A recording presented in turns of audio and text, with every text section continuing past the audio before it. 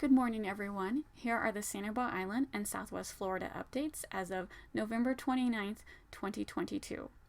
The old Captiva House at Twin Waters Resort is open for breakfast, lunch, and dinner.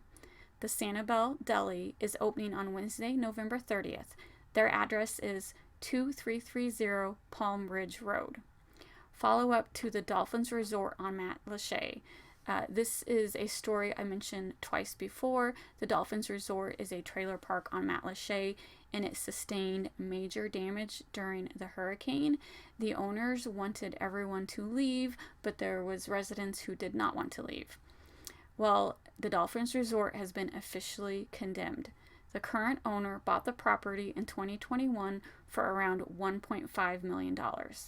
He told a local news station that he is losing millions on the deal and that he is defaulting on the loan, so it is now the bank's problem.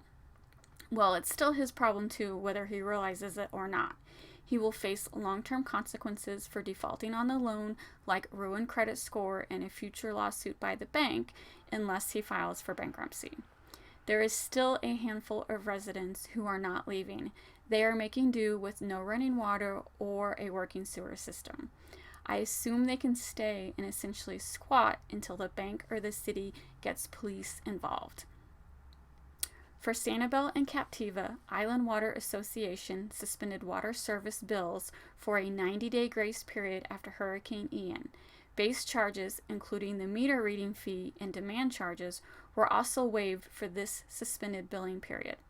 The Island Water Association will therefore resume water service billing the week of December 26, with members receiving their first water bill in January 2023. The bill will include base charges for the billing month and charges for water consumed during the 90-day grace period plus the current month.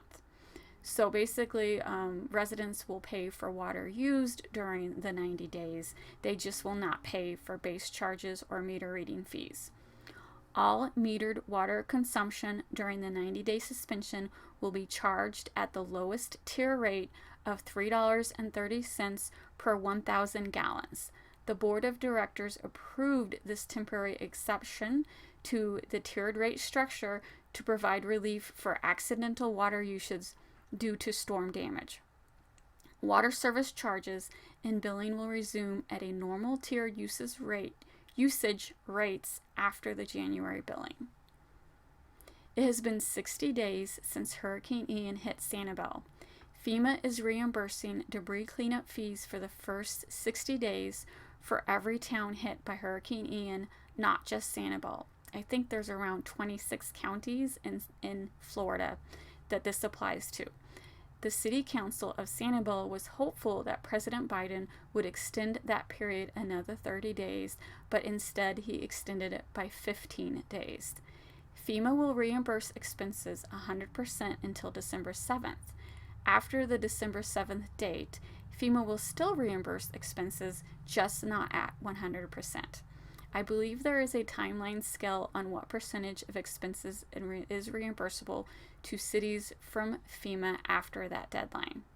This is just FEMA reimbursing cities, which is a major concern for cities because it wouldn't take long for debris cleanup expenses to completely deplete a city's budget.